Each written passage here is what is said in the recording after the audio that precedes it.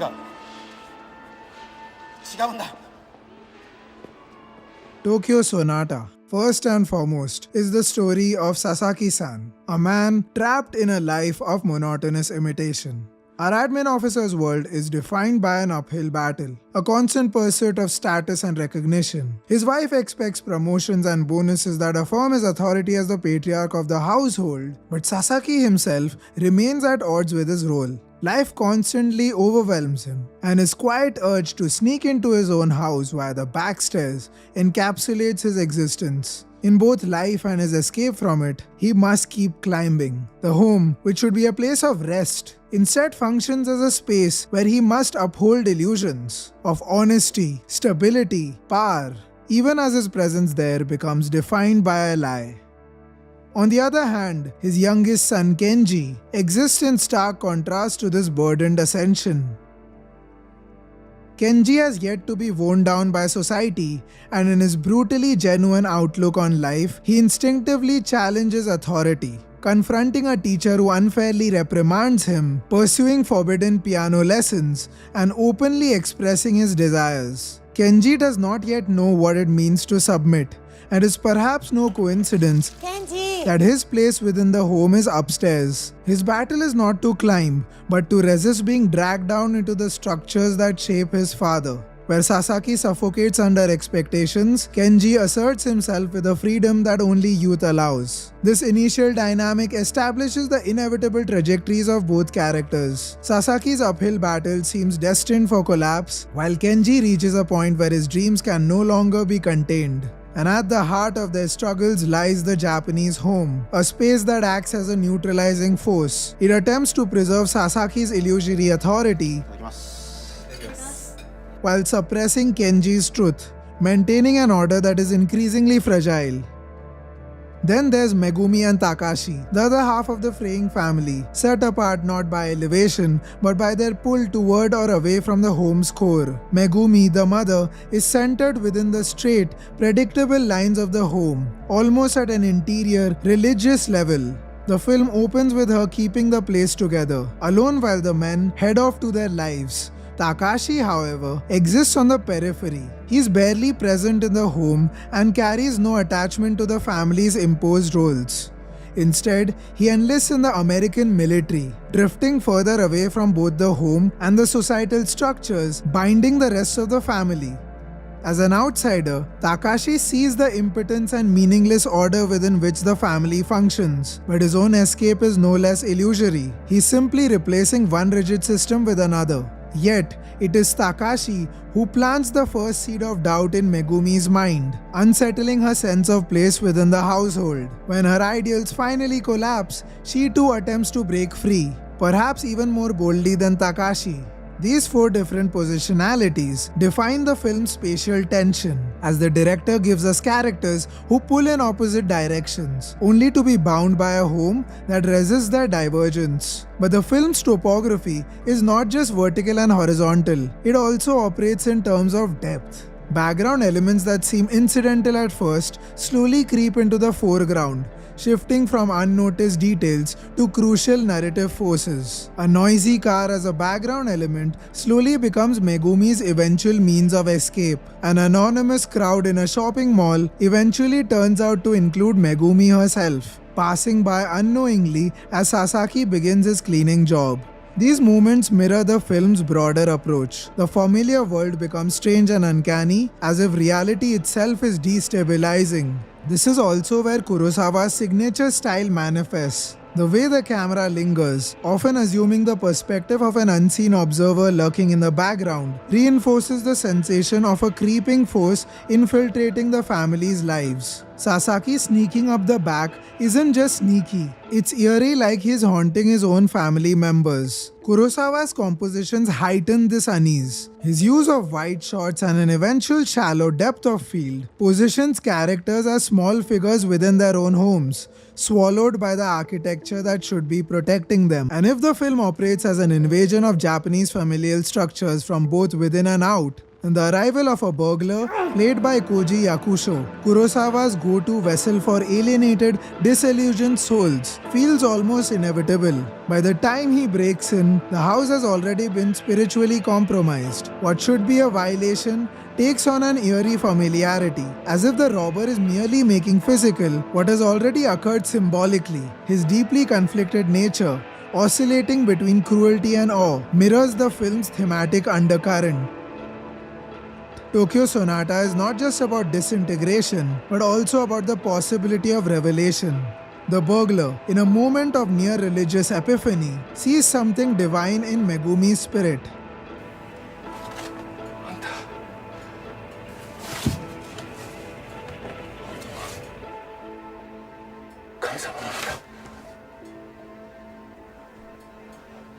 This isn't just a culture breaking from inside and out, it's a whisper of something deeper, daring us to look closer. So we move to the next part, following the spiritual vein running through Kiyoshi Kurosawa's Tokyo Sonata.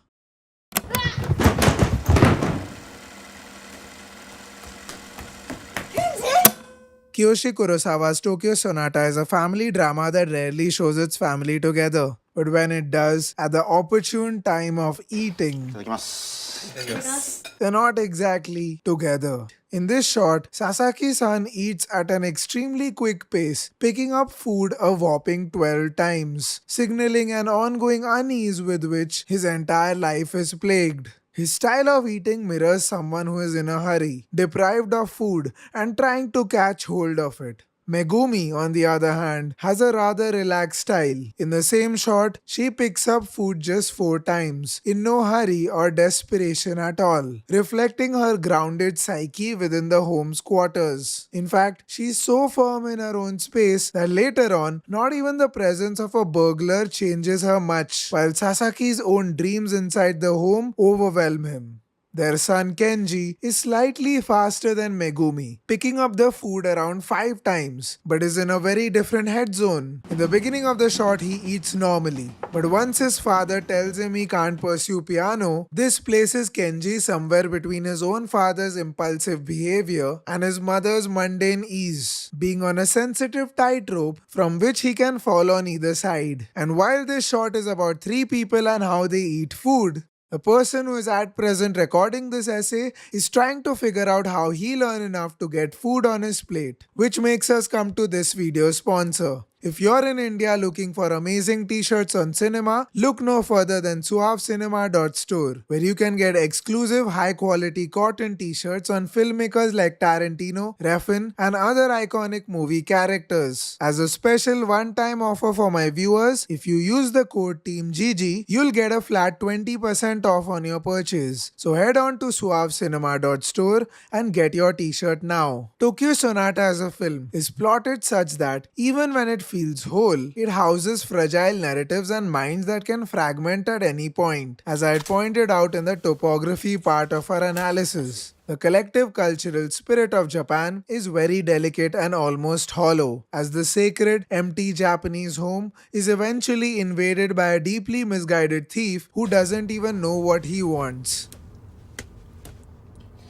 But despite overwhelming odds, even a fast eater like Sasaki survives this large-scale cultural collapse. So does a slow eater like Megumi. And the couple live to see the day when their sun rises above their shadows to make his own moment shine. It seems like the question of how they managed to do this is a spiritual one. For this reason, if we go back to our dinner scene, we must look at it with fresh eyes to understand the situation from the viewpoint of Japanese society. After enduring a Second World War that left Japan disastrous, one can say that its culture's eventual economic comeback was extraordinary. But can we say the same about its internal spirit? Documented in the shots of Japan's legendary filmmaker Yasujiro Ozu, one can find a resulting spiritual emptiness in Japanese institutions that time couldn't completely heal. In response to Japanese devastation as a result of American nuclear attacks, there was a rise in the culture of the salaryman, on the backs of whom the entire country had to rely in order to deal with the promise of a revival. One particularly significant word at this time that had its origins in Zen Buddhism and Bushido was gaman, broadly translating to endurance or perseverance, but carrying nuances of patience, quiet suffering, and dignity in adversity. Gaman became the invisible thread binding individuals within Japanese institutions of the family and the corporate job, and we see glimpses of its influence in the lives of our characters. Primarily, Gaman exerts itself on Sasaki, emphasizing how he keeps on going, not giving up on life, even when he doesn't have a job. Internally, he has been reduced to an unemployed man, desperately willing to embarrass himself in job interviews or elsewhere. Externally, Sasaki lives with the appearance of a rough father who has earned his place in society through discipline and obedience, but we all know what his real situation is. Gaman in this story seems like it has reached a corrupt version that replaces itself with honesty and authenticity, at least for the patriarch, who is still the one giving orders at the dinner table. So when Megumi is seeming to be most at ease with herself, it is only because she isn't aware of the reality of her husband. One overarching trope in Japanese culture is its overbearing sense of collectivism. Even at the beginning of the story, Sasaki wasn't exactly a man confident in his skin as an individual. His life without fail is characterized by an over-reliance on his status. Without his admin position, he proves to be nothing. So he latches onto other roles and plays them more aggressively, almost like a coping mechanism to deal with the sudden emptiness of life. Similarly, Megumi is nothing except a housewife, as signified by her completely useless driver's license. Her major preoccupation is in serving as a mother and taking care of the house, which is the first element emphasized in her, a protector of the house from outside forces of nature. In this vein, one could reinterpret this shot as a very empty form of gaman. Similarly, a lot of shots in the story that follow film the characters in a very claustrophobic way, as if their spirits are curbed and contained within the confines of the house, not allowed to come out, justifying both Megumi's subservience to it and Sasaki's horror when inside it. The two boys of the film are therefore preoccupied with trying to escape these outside roles. Takashi's response is to appeal to higher morals, a more American and global sense of values, something we'll expand on in the third part of this series, while Kenji's response is that of revolt. Ultimately, neither of these responses work, as the family comes to a point of complete divorce. In terms of spirituality, it is most interesting to see how each character runs away from home in their own way, facing a unique death experience that reduces each of their gaman to ashes. Sasaki's death is physical, on the open roads of the city, being hit by a truck as he stands in the way. Megumi's death is religious. She runs away with an invader of the very home she worshipped on the level of Kami. She does so in a fancy car, making use of what we thought was a MacGuffin, and after witnessing the most alienating sight of her own husband working at a mall, a nail is hit to the coffin of her gaman and the supposed role she was to play in society. Kenji's death, even more strikingly, is institutional. Being imprisoned and marked as a criminal by Japanese law enforcement produces an image opposing the salaryman culture that we spoke about. And in this way, the family, being thus bankrupt spiritually, comes to the brink of an apotheosis. If Japan's institutions have failed to keep unity at the dinner table, this leaves the spirit to find its way in the darkness of each individual. Sasaki, upon realizing he is not dead yet and that it's a new day for him, understands at that point that his pursuit of money rendered him a slave. He returns to the home, but this time not out of a deep sense of inner shame, but a personal resolve to live an honest life. Megumi, upon realizing that the robber was nothing but a suicidal and aimless wanderer, feels a new dawn rise in herself. She returns home, but not out of the compulsion to serve her traditional role as a mother, but out of her own choice and personal freedom to be a better person. Kenji, upon realizing that he has nobody to please in this world but himself, rebuilds a more sincere resolve to play the piano. He returns home, not out of a pressure to confine himself to its quarters, but out of a personal realization that goes beyond words. He will go on to make his parents proud, as the Japanese family itself will be reborn into a new, original faith of individual authenticity. Speaking of the promise of individual authenticity, I've hinted how the big other, the outside, invades Japan's empty spirit in Tokyo Sonata. In the next part, I will dive deeper into how Japan's reliance on foreign nations plays out in the film and what this means to the larger story it tries to tell.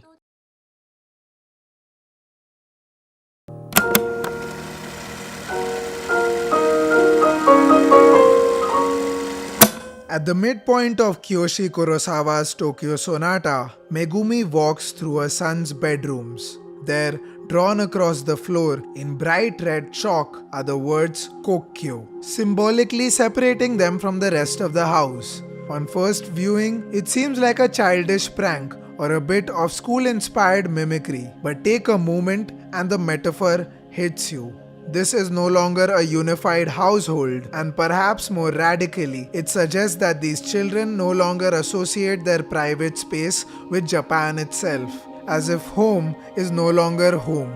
It is here that Kurosawa begins to externalize what was formerly hidden. If part 1 explored the internal topography of Japan, and part 2 of this analysis explored its spiritual hollowness, this movement begins to expose geographical exile, and this chalk line becomes a symbol of everything that has failed. The institution of the Japanese family, the myth of cultural cohesion, and the authority of the patriarchal state. Kenji, the youngest son, is not a loud rebel. He doesn't initially storm out of the house, scream, or argue. His first line of resistance is quiet, yet deeply subversive. It is what we can call Naizai Suru Teiko. We see him sitting in his grammar class as the teacher drills his students in honorifics. Politeness in Japan, keigo, is not just a way of speaking, it's a cultural code, a signifier of hierarchy, respect, and conformity. When Kenji passes around a manga and gets caught, the teacher reprimands him.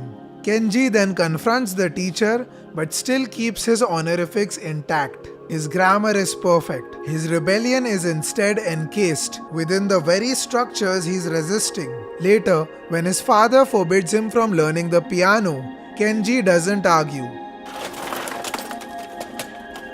Instead, he brings home a broken keyboard, pays for secret lessons with his pocket money, learns in the shadows. Kenji's rebellion doesn't seek to destroy the system, it subverts it from within. His is the protest of the sensitive, the intelligent, the self-aware. Kenji's pursuit of the piano ends in a temporary collapse. He is caught, pulled from his inner world, undergoes a kind of social punishment, and yet, what's most striking is his emotional demeanor. Kenji doesn't blame anyone, not his parents, not the world. He doesn't explode with resentment or seek pity. He moves forward quietly with dignity, as if this detour through despair is simply a step on the path. He chooses to stake his life on his destiny, not with arrogance, but with unwavering resolve. If Kenji is the internal rebel, Takashi, the elder son, represents the external overt break. He enlists in the American military without telling his family. He packs his bag, says his piece, and leaves. His confrontation with his father is aggressive, direct, and final. Takashi refuses to live under the weight of his father's silent disappointment. He refuses to be trapped in the slow death of Japanese middle-class stagnation. His departure is not just physical, it's ideological. He rejects the role his country offers him. Instead, he places himself in a global structure of violence, choosing purpose over comfort, even if it comes through a gun. When he rides back home, it is with clarity, not regret, not nostalgia, but a kind of sober peace.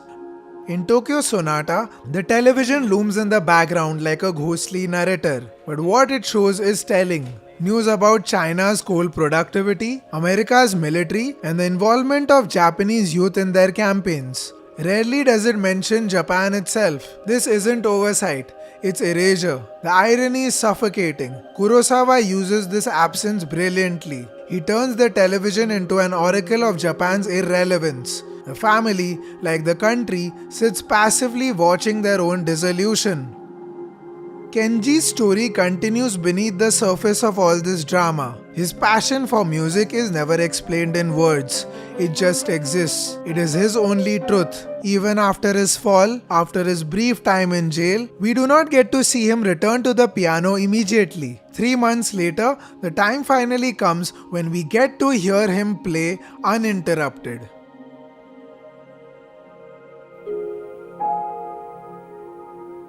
He's no longer a broken boy who used to play a broken keyboard in secret. It is in this journey that Kenji moves towards something profound, Satori, or spiritual awakening. He does not need to renounce society like a monk. He achieves this inner clarity while still inside a broken home, inside a broken nation, unlike Takashi. Even though he is surrounded by weak, dependent parents and a disintegrating system, he still rises.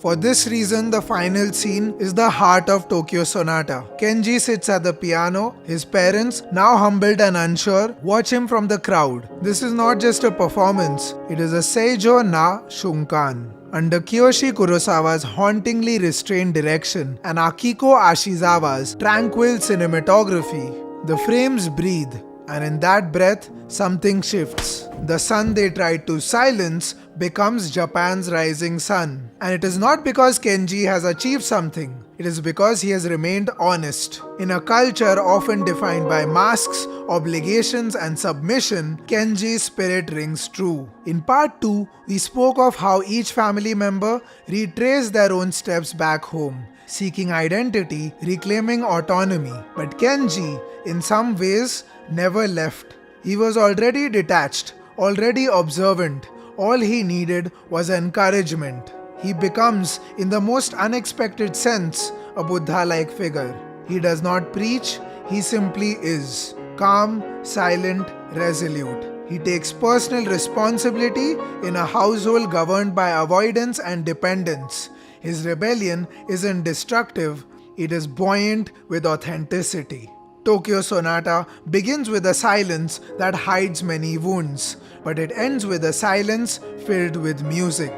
That chalk line across the floor is never erased, but perhaps it doesn't need to be. Perhaps the answer is not in returning to a unified national identity, but in allowing each individual to create their own. Strangely, for a film so deeply about Japan, Tokyo Sonata doesn't feel Japanese. It feels like an estranged echo of its own culture, a mirror reflecting a self no longer recognized. And perhaps that's the most honest portrait of a nation in crisis. This is SUAVE Cinema, and this is how a sonata becomes a rebellion and a border becomes a metaphor.